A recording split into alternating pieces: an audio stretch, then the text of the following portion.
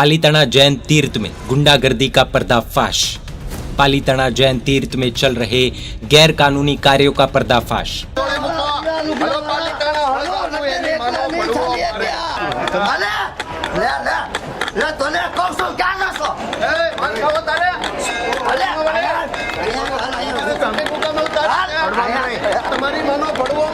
आखिर हमारे पूजनीय साधु भगवंतों को गंदी गंदी गालियां देने वाला ये व्यक्ति कौन है? मारने की, पालीताना को जला देने की धमकी देने वाला ये व्यक्ति कौन है? डोली वालों को उकसाने वाला और आपस में लड़ाने वाला ये व्यक्ति कौन है? और किस तरह इस व्यक्ति के द्वारा पालीताना में गिरिराज में गैर कानूनी काम चल रहे हैं? पूरी जानकारी के लिए बने रहिए इस वीडियो के अंत तक। प्रस्तुत है मेरा गिरिराज का एपिसोड 2। जैनों के लिए शत्रुंजय तीर्थ यानी आस्था का केंद्र, आस्था की राजधानी, कण कण में अनंत सिद्धों का वास, गिरिराज यानी सब कुछ। पिछले एपिसोड में हमने नीलकंठ महादेव जी मंदिर के बारे में और उससे जुड़ी समस्याओं के बारे में जाना, और अब जो हम देखने जा रहे हैं वो ऐसे व्यक्ति के बारे में है जिससे गिरिराज को सबसे ज्यादा खतरा है, और शायद जिसने गिरिराज को सबसे ज्यादा नुकसान पहुंचाया है। मना भाई भोपा भाई राठौड़, जिसे मना भरवाड़ के नाम से भी जाना जाता है।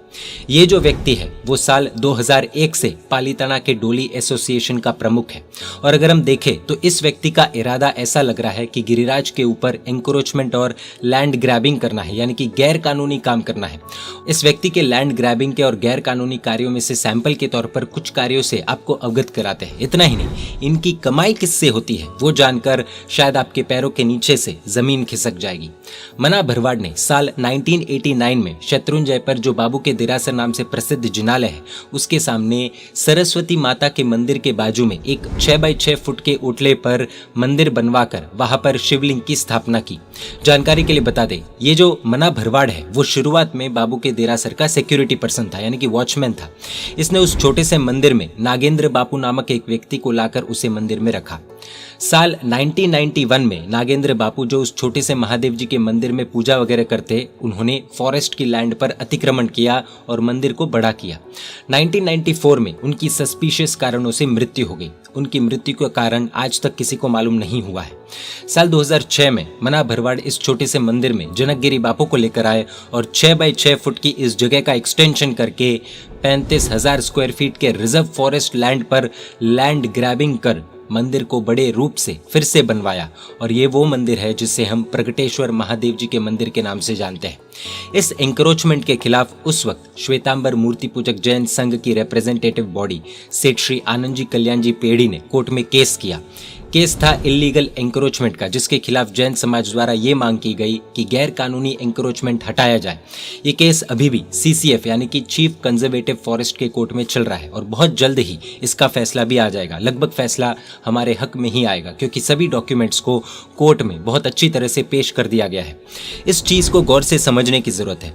अगर पर्सनली यानी कि व्यक्तिगत रूप से लैंड ग्रैबिंग करते हैं तब तो प्रशासन कानूनी कार्रवाई करके 2 दिन में व्यक्ति पर एक्शन ले ले और उसे ठिकाने लगा दे। लेकिन धर्म की आड़ में, महादेव जी की आड़ में जब व्यक्ति काम करता है तब सरकार एवं प्रशासन सब दबाव में रहते हैं और एक्शन नहीं ले पाते हैं, क्योंकि अगर एक्शन लेने में आए तो ये असामाजिक लोगों के लिए जनता को भड़काना बहुत आसान हो जाता है। बाकी वीडियो में तो आप देख ही चुके हैं कि किस तरह पालीताना को जलाने की बात इस व्यक्ति ने की है। महादेव जी के नाम से ये सब कुछ हो रहा है।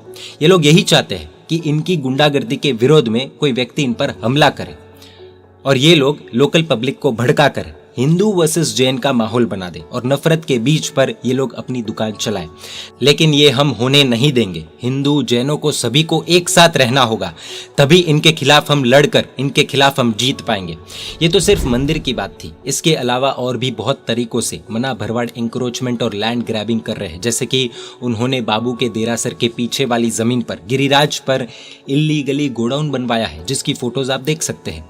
इस जमीन की आज अगर हम मार्केट वैल्यू देखें तो वो करोड़ों में हो सकती है, लेकिन ये व्यक्ति इस जमीन पर इल्लीगली और फ्री में कब्जा करके बैठा हुआ है। इसके अलावा भी इन्होंने बाबू के देरासर के पास ही गैर कानूनी रूप से इल्लीगली अपनी एक दुकान भी इस तरह से लगाई है, जो आप तस्वीरों में देख सकते हैं। इस मना भरवाड़ की कमाई किससे होती है पता है? जानना चाहते हैं? इनकी पूरी आमदनी हम जैनों के ऊपर निर्भर करती है। कैसे, आइए देखते हैं। साल 2001 से मना भरवाड़ पालीतना डोली एसोसिएशन का प्रमुख है और आज तक अपनी पर्सनल एडवांटेज के लिए डोली के व्यवसाय में पूरी मोनोपोली जबरन बनाकर रखी हुई है। गिरिराज के ऊपर सिर्फ उसकी ही डोली जाती है। ये एक व्यक्ति की लगभग 2001 से मोनोपोली चली आ रही है। डोली में यात्रा करने सभी जैन समाज के लोग ही जाते हैं और जो झूला डोली होती है जिसमें 2 लोग डोली लेकर जाते हैं, उनसे ये मना भरवाड़ एक सवारी का लगभग 100 रुपए डोली का किराया के रूप में लेते हैं। और जो कुर्सी वाली डोली होती है जिसे 4 लोग उठाकर ले जाते हैं, उनसे एक सवारी का लगभग 150 रुपया लेता है। इस तरह से देखा जाए तो मान लीजिए अगर एक दिन में हमारे 300 जैन यात्रिक डोली लेकर जा रहे हैं तो मना भरवाड़ की एक दिन की सिर्फ डोली के किराया की कमाई लगभग 30 से 40 हजार रुपए की है। हमारे ही द्वारा पैसे कमाते हैं और हमारे साधुओं को मारने की कोशिश करते हैं, गालियां देते हैं और पालीताना को जलाने की धमकी देते हैं। कई लोगों को खरा लगेगा, लेकिन इसका मतलब तो ये हुआ कि इनडायरेक्टली पालीताना में जो हो रहा है उसके जिम्मेदार कुछ हद तक कुछ जैन लोग भी हैं जो गिरिराज का नहीं बल्कि सिर्फ खुद का सोचते हैं। इस कड़वी बात के लिए क्षमा चाहते हैं, लेकिन ये सच्चाई है। अब सोचने जैसी बात यह है कि वो इन पैसों का उपयोग कहाँ कर रहा है। क्या ये व्यक्ति मना भरवाड़ जैनों के हित में इन पैसों को लगाता है या जिनालय के हित में लगाता है? जी नहीं, ये संपूर्ण धन जैनों के खिलाफ केस लड़ने में, गिरिराज पर जगह का एंक्रोचमेंट करने में, गुंडागर्दी में, शत्रुंजय की पवित्रता का खंडन करने में और अन्य लोगों को जैन समाज के खिलाफ भड़काने में लगाया जा रहा है। यहाँ पर एक बात और सोचने जैसी, एक प्रश्न उठता है कि महीने की 15 से 20 लाख की कमाई का मना भरवाड़ कोई इनकम टैक्स भरते हैं क्या? ये पूरी 2 नंबर की कमाई क्या राष्ट्र के हित में है क्या? या क्या वो इलीगली एंक्रोच प्रॉपर्टी का प्रॉपर्टी टैक्स भरते हैं क्या? इसे अगर हम चेक करें तो शायद हमें यही जवाब मिलेगा कि किसी भी प्रकार का टैक्स इसके द्वारा नहीं दिया जा रहा है। क्या इससे राज्य को नुकसान नहीं हो रहा है? क्या इससे देश को नुकसान नहीं हो रहा है? किसी और जगह लीगली जमीन खरीदने में आती है तो अलग अलग टैक्स भरने पड़ते हैं, लेकिन इलीगली लैंड ग्रैबिंग और वो भी धर्म की आड़ में, महादेव जी की आड़ में, हो गया टैक्स का रास्ता क्लियर। प्रशासन भी एक्शन लेने से पहले सोचेगी कि धार्मिक माहौल खराब हो गया तो धर्म की आड़ में गैर कानूनी धंधा है ये, महादेव जी के नाम पर महापाप का धंधा है ये। इसके अलावा भी ये पालीताना में निवास कर रहे अजैन लोगों को जैनों के खिलाफ भड़काने और उन असामाजिक तत्वों का साथ देने में जो ऑलरेडी जैनों के खिलाफ है, उन्हें सपोर्ट करने में भी पीछे नहीं रहते हैं।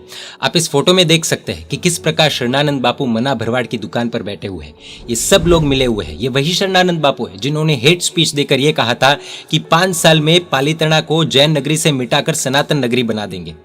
अब आप तो समझ गए होंगे ये सब लोग एक साथ कैसे मिले हुए हैं और धर्म की आड़ में अधर्म कर रहे हैं। અને જો 5 વર્ષની અંદર આ જૈન નગરી મટી જાય અને સનાતન નગરી ન થઈ જાય તો હું સાધુ બોલું છું ન તો। अब एक बार के लिए हम सभी जैन भाई बहनों से, श्रावक श्राविकाओं से ये कहना चाहते हैं कि अगर आप पालीताना की यात्रा करने का सोच रहे हैं और अगर आप डोली में यात्रा करना चाहते हैं तो एक बार यात्रा करने से पहले, डोली में बैठने से पहले एक बार ये जरूर सोचिएगा कि आप जिस डोली में बैठने जा रहे हैं और जो पैसा आप उसके लिए देने जा रहे हैं वो कहाँ पर इस्तेमाल होगा। एक बार ये सच में सोचने जैसा है। कहीं आप ही का पैसा पालीताना में असामाजिक तत्वों को सपोर्ट करने में तो नहीं लग रहा है ना। एक बार फिर से हम ये क्लियर कर देते हैं, हम डोली वालों के खिलाफ नहीं हैं, लेकिन अगर आप इस तरह से असामाजिक तत्वों को अपना लीडर बनाएंगे तो हम आपकी डोली में नहीं बैठेंगे। कई डोली वाले बहुत भोले हैं, इस व्यक्ति से डरते हैं लेकिन कुछ बोल नहीं पाते हैं। जिस दिन डोली वाले इस व्यक्ति के खिलाफ हो गए उस दिन समस्याएं अपने आप क्लियर हो जाएगी। ये व्यक्ति गैर कानूनी काम करके मेहनती डोली वालों की कमाई पर कमीशन के रूप में पैसा कमाकर लाखों रुपयों का मालिक बन चुका है। अब ये हम ईमानदार डोली वालों के विवेक के ऊपर छोड़ते हैं कि उनको इस सिचुएशन में क्या करना चाहिए। क्या उनको मना भरवाड़ का साथ देना चाहिए या सच्चाई का साथ देना चाहिए? सरल भाषा में कहे तो हम डोली के विरोध में नहीं है, हम मेहनती डोली वालों के विरोध में नहीं है, हम गुंडागर्दी और असामाजिक तत्वों के विरोध में हैं और हर डोली वाले को भी जैनों का साथ देना चाहिए। हमारे वॉलंटियर्स तो सेठ आनंद जी कल्याण जी पेड़ी के मार्गदर्शन अनुसार डोली वालों को समझाने की कोशिश भी करते हैं और हम इस प्लेटफॉर्म पर से ये जाहिर भी करते हैं, अगर डोली वालों को अपना जीवन सुखी और समृद्ध बनाना है, अपने बच्चों को अच्छा शिक्षण दिलवाना है तो सोच बदलनी होगी। फायदा डोली वालों का ही है, डोली वालों का भविष्य जैनों के साथ है और कुछ ईमानदार डोली वाले ये समझते भी है। देखिए ये वीडियो। અમે લોકો તો ડોલીવાળાના વિરોધી નથી, અમે તમારી સાથે છીએ। જે તત્વો આપ જાણી રહ્યા છો એની સામે આ લડાઈ છે, એમાં તમે લોકો અમને સાથ આપજો। એ લડાઈમાં અમે ડોલીવાળા તમારી સાથે જ એમની સેવી બરાબર છે જય જય શ્રી साथ में ये भी बात है कि डोली वालों को अपनी आदतें, अपना आचरण बदलना होगा। ये पान मावा खाना, बीड़ी फूकना, गिरिराज पर थूकना, भाषा और बर्ताव भी बदलना होगा। ये वीडियो में देखिए कुछ डोली वालों का बर्ताव हमारे महापवित्र गिरिराज पर कैसा है। हम सैकड़ों रुपए आपको गिरिराज की पवित्रता नष्ट करने के लिए नहीं देते हैं। किसी और धार्मिक स्थल पर अगर थूकने में आए तो क्या होता है ये हमें बताने की जरूरत नहीं है। पवित्र तीर्थ की आशातना हमें बिल्कुल भी नहीं करनी चाहिए। खैर, ये तो हुई मना राठौड़ उर्फ मना भरवाड़ की बात। इनके अलावा भरत राठौड़ नामक व्यक्ति, जिन्होंने जैन समाज के खिलाफ कोर्ट में ये केस किया था कि शत्रुंजय पर बने हुए नीलकंठ महादेव जी के मंदिर में शिवरात्रि के दिन रात को रुकने दिया जाए, उनके द्वारा ये केस लगभग 2017 में किया गया था, जिसका फैसला 2021 में जैन समाज के हक में आया था। फिर से उन्होंने ऑनरेबल सुप्रीम कोर्ट में सेम केस किया, जिसे भी खारिज कर दिया गया और जैनों के हक में ही फैसला सुनाया गया। आपकी जानकारी के लिए इस व्यक्ति के भी कुछ कारनामे आपके सामने रखते हैं। इस व्यक्ति का नाम है भरत भाई मधु भाई राठौड़ और कई सीरियस क्राइम्स को लेकर इसके ऊपर चार्जेस भी हैं। ये भरत राठौड़ अपने आप को पहले विश्व हिंदू परिषद के नाम से वीएचपी का कार्यकर्ता बताकर काफी संतों को जैनों के विरुद्ध में भड़काने की, शांति भंग करने की, वैमनस्य फैलाने की कोशिश कर रहा था। अब फिर से देखिए, विश्व हिंदू परिषद के नाम पर, हिंदू के नाम पर, धर्म की आड़ में ही सब कुछ फिर से, क्योंकि रक्षण मिल जाता है। इस व्यक्ति के ऊपर कितने सीरियस चार्जेस लगे हुए हैं वो भी सुनने जैसा है। इससे हमें ये पता चल जाएगा कि इस व्यक्ति से पालीताना को, गिरिराज को, स्थानीय जनता को कितना खतरा है। इस व्यक्ति पर आईपीसी सेक्शन 324 घातक शस्त्रों द्वारा अन्य पर अटैक करने का चार्ज, आईपीसी 385 लोगों में दहशत फैलाना, धमकाना, थ्रेट करना और एक्सटॉर्शन के चार्जेस भी। इसी के साथ आईपीसी सेक्शन 385 जानबूझकर लोगों पर इंजुरी पहुंचाना, आईपीसी 403 दूसरों की प्रॉपर्टी हड़पने का चार्जेस, आईपीसी सेक्शन 504 लोगों को प्रोवोक करना, पब्लिक में अशांति फैलाना, वैमनस्य फैलाने का चार्जेस वो भी लगे हुए हैं। इसके अलावा आईपीसी 114 उकसाने का, दहशत फैलाने के चार्जेस। इतने चार्जेस के बावजूद पालीताना में ये व्यक्ति फ्री घूम रहा है, कार्रवाई नहीं हो रही है।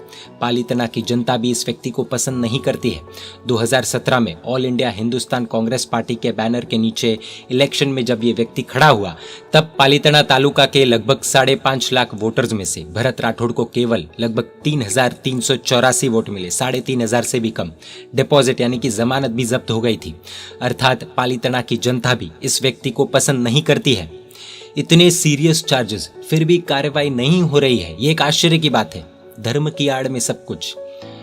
हम गुजरात सरकार से, गुजरात प्रशासन से, गुजरात पुलिस से रिक्वेस्ट करते हैं कि ऐसे व्यक्ति पर स्ट्रिक्ट एक्शन होना चाहिए। ऐसे व्यक्ति को तुरंत स्टेशन आउट कर देना चाहिए, पालीताना से तो तुरंत बाहर ही कर देना चाहिए, जिससे स्थानीय लोगों में शांति बनी रहे और इनके ऊपर जो चार्जेस है उसको लेकर जल्दी से जल्दी कार्रवाई कर उचित सजा भी देनी चाहिए। वरना ऐसे अनेक लोगों को हिम्मत मिलेगी और क्राइम में बढ़ोतरी होगी। और इस व्यक्ति के साथ राइट साइड में खड़े व्यक्ति शरणानंद बापू है, जिनके बारे में हम ऑलरेडी एपिसोड 1 में देख चुके हैं। जानकारी के लिए बता दें कि भरत राठौड़ की कई दुकानें पालीताना में हैं। हमें कई बार पालीताना में सिद्धगिरी, सिद्धाचल आदि दुकानों के नाम पढ़कर ये लगता है कि ये जैनों की दुकान है, लेकिन नहीं, ऐसा नहीं है। ऐसी कई दुकानें इन लोगों के द्वारा चलाई जाती है। ये भी लैंड ग्रैबिंग, एंक्रोचमेंट आदि करते हैं और जैन समाज के विरुद्ध हुए असामाजिक तत्वों को जोड़ने का काम भी करते हैं। हमारी शॉपिंग कहीं हमें हमारे आदिनाथ दादा से दूर ना करते, इस पर अवश्य एक बार विचार करने जैसा है। हम फिर से क्लियर कर देते हैं, हम पालीताना में चल रही दुकानों के खिलाफ नहीं हैं, लेकिन इन जैसों की कमाई करवाकर हम खुद के पैर पर कुल्हाड़ी नहीं मारना चाहते हैं। अब पालीताना की जनता को सोचना चाहिए कि क्या सही है और क्या गलत। एक अच्छा और शांतिप्रिय भविष्य अगर हम सभी को देखना है और भाईचारे के साथ रहना है, तो इन असामाजिक तत्वों को पालीताना से दूर करने में ही स्थानीय जनता का, प्रशासन का, हम सभी का फायदा है। ये असामाजिक तत्व जब तक पालीताना में रहेंगे और जब तक इन पर कार्रवाई नहीं होगी, तब तक ये हम सभी को आपस में लड़ाने का काम करते रहेंगे, शांति से जीने नहीं देंगे। ना हिंदुओं को शांति से जीने देंगे, ना जैनों को शांति से जीने देंगे, किसी को भी शांति से जीने नहीं देंगे। अब जो हम बात बताने जा रहे हैं वो शायद कई लोगों को पता न हो, लेकिन इससे सभी को ये पता चल जाएगा कि पानी सर से ऊपर जा चुका है।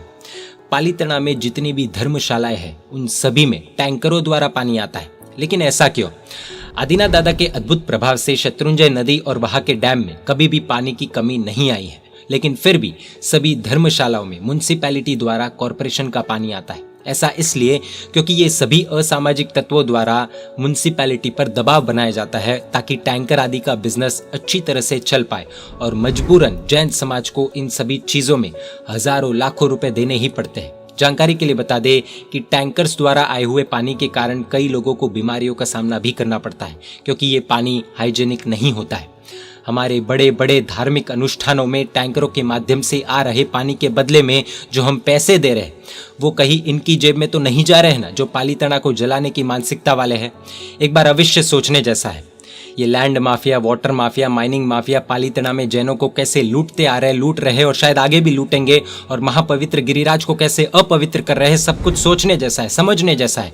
कुछ कड़े निर्णय हमें लेने होंगे तभी पालीताना की रक्षा हो पाएगी। इन्हीं असामाजिक तत्वों के खिलाफ हमारी मुहिम है।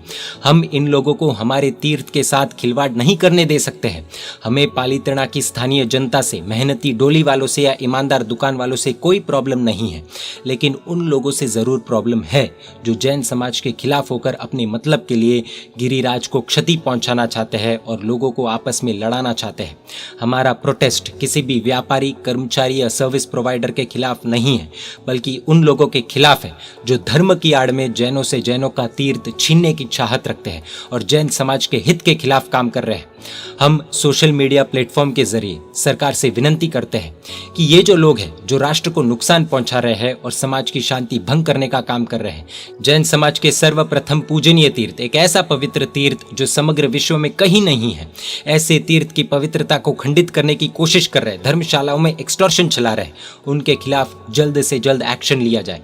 ये लोग कौन है वो शायद सभी को पता है, सबको पता चल भी चुका है, अब कहने की जरूरत नहीं है। एक चीज क्लियर है कि जब तक इन लोगों के खिलाफ कोई एक्शन नहीं लिया जाएगा, जब तक इन्हें पालीताना से बाहर नहीं किया जाएगा और जब तक रोहीशाला में आदिनाथ दादा के पगलों को खंडित करने वाले व्यक्ति को सजा नहीं दी जाएगी, तब तक जैनों का विरोध, बॉयकॉट, प्रोटेस्ट, रैली, ये सब मुहिम चालू रहेगी। जैन समाज अहिंसा में जरूर विश्वास रखता है, लेकिन अगर हमारे तीर्थ पर, साधु साध्वी जी भगवंतों पर, हमारे धर्म पर आंच आएगी तो उसे हम बर्दाश्त नहीं करेंगे। स्थानीय जनता से भी हम कुछ कहना चाहते हैं। एक बार एक आचार्य भगवंत ने प्रवचन में कहा था कि हम शायद लड़कर जीत सकते हैं लेकिन शांति से जी नहीं सकते। लड़ना बहुत आसान है, दुश्मनी फैलाना, वैमनस्य फैलाना, शांति भंग करना बहुत आसान है, लेकिन प्रेम फैलाना, भाईचारा फैलाना, वात्सल्य फैलाना ये बहुत मुश्किल है। हमें आपस में एक साथ रहना है, हिल मिलकर रहना है। जैन हो, हिंदू हो, हम सबको एक साथ ही रहना होगा। व्यक्ति कितना भी शक्तिशाली या अमीर क्यों ना हो, पड़ोसी की जरूरत हर किसी को होती है। उसी तरह आज क्या कल क्या जीवन भर हमें साथ ही रहना है, हिल मिलकर रहना है। लेकिन इन असामाजिक तत्वों को जितना जल्दी दूर करेंगे उतना सभी के लिए अच्छा होगा। धर्म की आड़ में अधर्म करने वालों को पहचानने की जरूरत है। महादेव जी के नाम पर महापाप करने वालों को पहचानने की बहुत जल्दी जरूरत है। पिछली बार हुई मेगा रैली में ये सिर्फ 25,000 लोग ही थे, लेकिन जानकारी के लिए बता दें, समस्त विश्व के जैन समाज के लोग पालीताना में आकर प्रोटेस्ट करने के लिए भी तैयार है। तारीख 23 दिसंबर 2022 तक 64 जगहों पर रैलियां निकल चुकी है, लाखों जैन जुड़ चुके हैं। हमारी सरकार से यही विनंती है कि ये प्रोटेस्ट राष्ट्रीय या अंतर्राष्ट्रीय बने, उससे पहले इस मुद्दे पर कानूनी कार्रवाई कर इसे हमेशा हमेशा के लिए सॉल्व किया जाए। इसके अलावा हमारी कोई भी एक्स्ट्रा डिमांड नहीं है। हम सिर्फ इतना चाहते हैं कि गुजरात हाई कोर्ट द्वारा जो भी ऑर्डर्स है, शत्रुंजय गिरिराज को लेकर जो भी ऑर्डर्स दिए गए हैं और सुप्रीम कोर्ट ने भी जिसे मान्य रखे हैं, उनका सही तरीके से इम्प्लीमेंटेशन हो और गिरिराज को क्षति पहुंचाने वाले जो लोग हैं उनके खिलाफ सख्त से सख्त कार्रवाई हो। That's it. हम हमारे गिरिराज पर गुंडागर्दी नहीं चाहते, शांति चाहते हैं। हम अच्छे से दादा की भक्ति करना चाहते हैं। मेरा गिरिराज के एपिसोड 3 में हम कुछ ऐसे खुलासे करने वाले हैं जिसके बारे में जानकर हमें ये पता चल जाएगा कि किस तरह पालीताना को अंदर से दीमक की तरह खोखला किया जा रहा है। जय आदिनाथ, जय गिरिराज, जय जिन शासन, जय महावीर।